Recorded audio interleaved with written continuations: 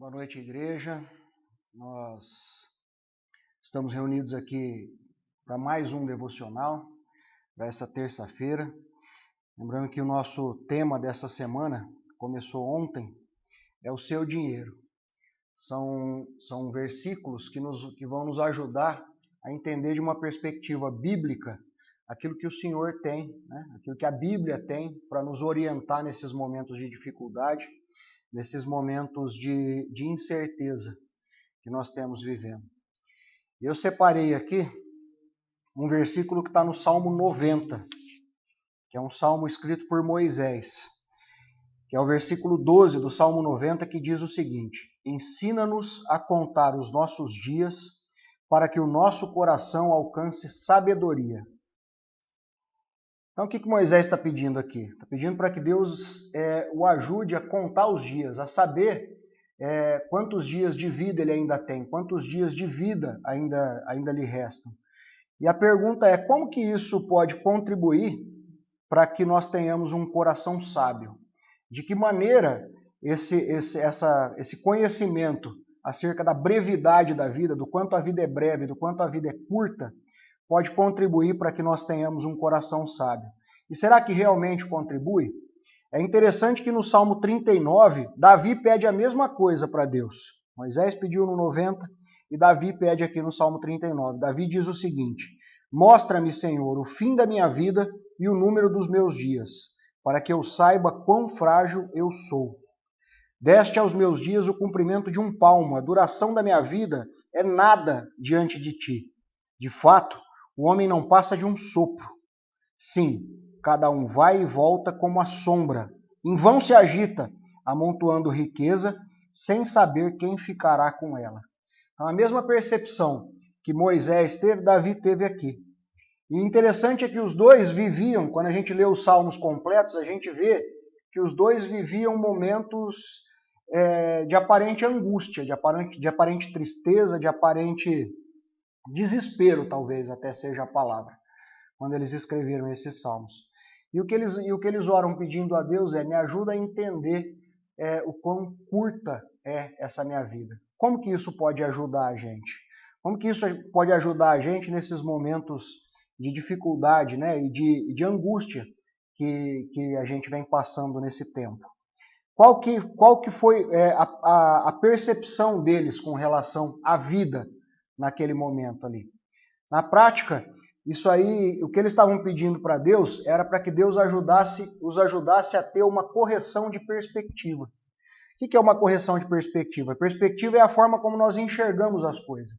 Perspectiva é a forma como nós enxergamos a vida e como nós enxergamos as situações. E Satanás, ele é especialista, O nosso inimigo, ele é especialista em criar distrações na nossa vida para que nós percamos o foco, para que nós percamos de vista aquilo que é realmente importante. A nossa caminhada ela é extremamente curta nessa vida, é o que os dois salmos dizem. E a Bíblia inteira, ela parece tentar nos lembrar, de vez em quando, de quão curta é a nossa vida, de quão breve é a nossa existência nesse planeta aqui. E também procura nos lembrar de que essa existência breve, ela é importantíssima porque ela tem consequências eternas. Tudo aquilo que nós fazemos nessa nossa breve existência tem consequências para a nossa eternidade. Gera consequências para aquilo que nós vamos viver no céu, para aquilo que nós vamos viver com Cristo, para a nossa eternidade. Por exemplo, Tiago 4,14 diz que a nossa vida é como neblina, que agora ela está aqui, daqui a pouco ela se esvai. Em 2 Pedro diz que ele quer lembrar aos irmãos enquanto ele está neste tabernáculo, neste corpo humano.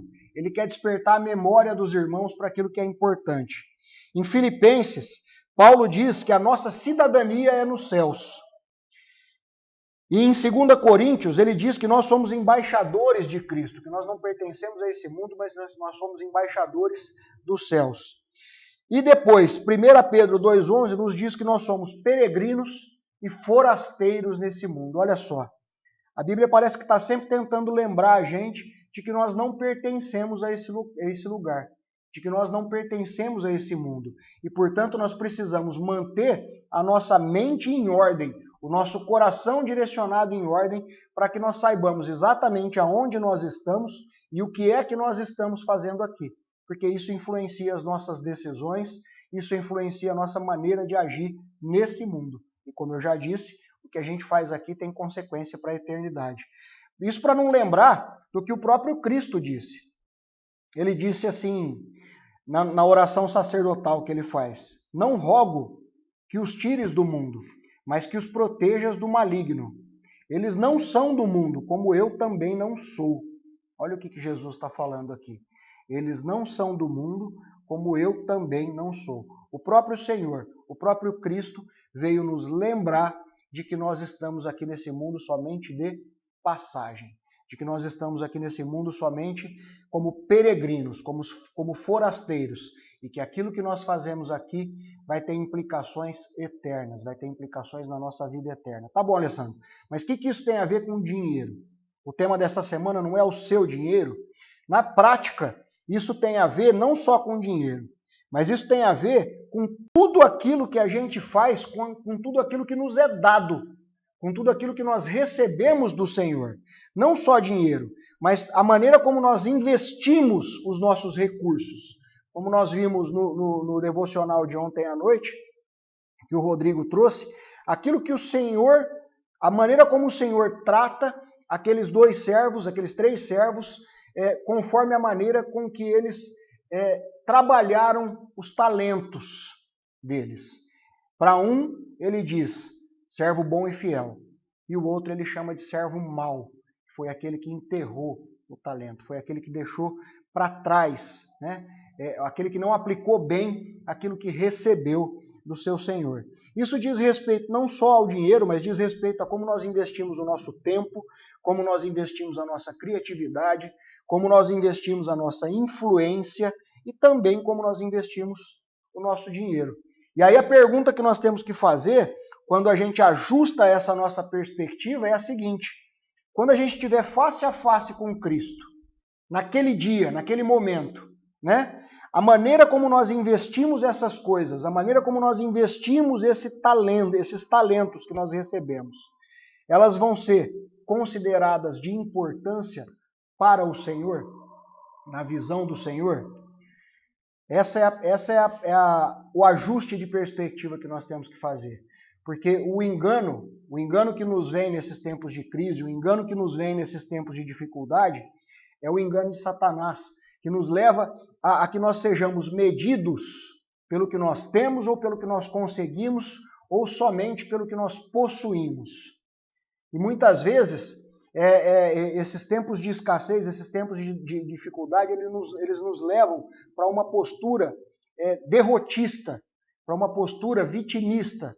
A gente acaba achando que a gente não é bom o suficiente ou que a gente não é favorecido o suficiente. Mas a nossa disposição, ela tem que mudar quando a gente enxerga, quando a gente observa à nossa volta aquilo que está sendo colocado no nosso caminho, as pessoas que estão sendo colocadas no nosso caminho, as oportunidades que nós temos de agir a favor do reino e para o crescimento do reino e para o avanço do reino. E se a nossa disposição for verdadeira, essas oportunidades elas vão surgir. O Senhor ele vai colocá-las no nosso caminho para que nós possamos exercer de forma madura e de forma positiva os talentos que ele colocou nas nossas mãos, como nós vimos. John Wesley, ele disse o seguinte: eu valorizo as coisas conforme o ganho que elas me trarão na eternidade. Olha só a perspectiva dele. Tudo aquilo que tem valor para mim nesse mundo é só aquilo que vai me trazer algum ganho eterno, algum ganho na eternidade. E Lutero disse o seguinte, Martinho Lutero disse: eu só tenho 2 dias no meu calendário, hoje e aquele dia. Ou seja, o que eu estou fazendo hoje vai ter influência naquele dia que eu estiver diante do Senhor, naquele dia que eu estiver diante de Cristo. Então, eu presto atenção no meu hoje, eu presto atenção no que eu estou fazendo agora, no que eu vou fazer daqui a pouco, porque eu sei que de tudo isso eu vou prestar contas ao Senhor. Olha só a perspectiva, como muda. O que é que está acontecendo agora na minha vida? Até a maneira como eu estou me comportando diante das eventuais dificuldades que vêm. Eu tenho sido Eu tenho caído na armadilha da murmuração, eu tenho caído na armadilha do desânimo, eu tenho caído na armadilha da depressão, ou eu tenho me encorajado com as promessas que Deus tem para mim? Ou eu tenho exercido aquilo que só o ser humano pode fazer, que é louvar a Deus, glorificar a Deus na dificuldade. Isso é uma prerrogativa nossa, do ser humano. Só o ser humano pode fazer isso. Só o ser humano pode louvar o Senhor na dificuldade.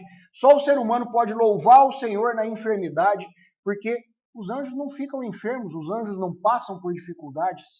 Então, glorificar a Deus, honrar a Deus nas dificuldades é uma coisa que só o ser humano pode fazer. Então, que nós possamos alterar a nossa perspectiva para uma perspectiva eterna, para que nós saibamos, para que nós tenhamos o conhecimento de que somente aquilo que é eterno é que tem valor real. E que aquilo que nós fazemos aqui, em cada momento, em cada instante, no hoje e com todos os nossos recursos, isso tudo vai ter influência naquilo que nós vamos viver na eternidade. E eu quero contar uma história rapidinha para vocês aqui, de Alfred Nobel, que é o criador do Prêmio Nobel da Paz. Ele, antes de criar o Prêmio Nobel da Paz, ele criou a dinamite. Nobel foi o criador da dinamite. E quando um irmão dele morreu, um jornal local, lá de onde ele vivia, pensou que quem havia morrido havia sido ele. E esse jornal publicou uma manchete no jornal dizendo o seguinte: o mercador da morte morreu. E ele ficou chocado com aquele obituário que aquele jornal tinha publicado a respeito dele. Por quê? Porque o jornal discorria sobre tudo aquilo que havia sido feito de negativo com aquela invenção dele, com a dinamite. O quanto aquela invenção tinha sido aplicada em guerras, em tudo mais, enfim, para matar pessoas. E acabou publicando O Mercador da Morte Morreu. Isso impactou de forma tão intensa a vida dele, ver uma avaliação daquilo que ele tinha feito até o momento ali, como que tinha sido avaliado pelas pessoas, que ele resolveu, então, doar, ele resolveu direcionar toda a fortuna que ele tinha adquirido para premiar as pessoas que fizessem algo que fosse relevante para o bem da sociedade, para a paz mundial. Por isso, o prêmio ficou conhecido como o Prêmio Nobel da Paz. Então, é exatamente essa a perspectiva. O que foi que já foi feito até aqui? Mas, principalmente, o que é que dá para ser feito a partir daqui? De hoje em diante, a partir de agora, a partir desse momento, dessa noite, o que eu posso começar a fazer para mudar a história, para mudar a maneira como a minha vida vai impactar a vida de outras pessoas, a maneira como a minha vida vai impactar a minha igreja, a maneira como a minha vida vai impactar o reino de Deus enquanto eu estou caminhando nesse mundo onde eu sou um peregrino, onde eu estou só de passagem. O que eu posso fazer a partir de agora, a partir desse momento? Como que eu posso empregar os meus recursos, como nós já dissemos? Para que quando eu chegar naquele dia, eu possa ouvir do Senhor: servo bom e fiel. Foste fiel no pouco, no muito te colocarei. Como já foi dito. Quando a gente fala de recursos, tem uma frase de um cara que chama Jim Elliot, que ele diz o seguinte: não é tolo aquele que dá o que não pode guardar para ganhar o que não pode perder. Então a gente doar os nossos recursos, a gente dar os nossos recursos, colocar os nossos recursos à disposição do reino, mesmo nos momentos de maior aflição, nos momentos de maior angústia, não é tolice. Nós estamos dando aquilo que nós não podemos guardar, para que nós possamos ganhar aquilo que nós não podemos perder, aquilo que tem valor eterno. E é nesse sentido que eu quero orar com vocês essa noite. Nós nos colocamos diante do Senhor, Pai, aqui agora como igreja, reunidos aonde nós estamos, reunidos nas nossas casas com os nossos familiares e reunidos entre nós, Papai, todos nós reunidos na Tua presença, reunidos diante do Teu trono, reunidos diante da Tua santa e gloriosa presença, Pai. Nesse momento nós queremos apresentar diante do Senhor a nossa vida, nós queremos apresentar diante do Senhor as nossas perspectivas, nós queremos nos arrepender aqui diante do Senhor de todo o negativismo que possa ter tomado conta do nosso coração, nós queremos nos arrepender aqui do Senhor de toda a tristeza que possa ter tomado conta do nosso coração e declarar aqui diante do Senhor a nossa alegria em saber que o Senhor tem planos para a nossa vida, o Senhor tem planos e projetos para nós e que o Senhor depositou de maneira tão abundante, de maneira tão rica sobre as nossas vidas, tantos talentos, papai. Que nós possamos, a partir desse momento e a partir dessa oração, tomando consciência, mais uma vez, da importância daquilo que nós fazemos aqui, para o dia em que nós vamos estar diante do Teu Filho amado Jesus Cristo, que nós possamos conduzir a nossa vida, Senhor, de forma plena, que nós possamos exercitar, Senhor, os nossos talentos de forma plena, que nós possamos ser generosos com os nossos recursos, Senhor.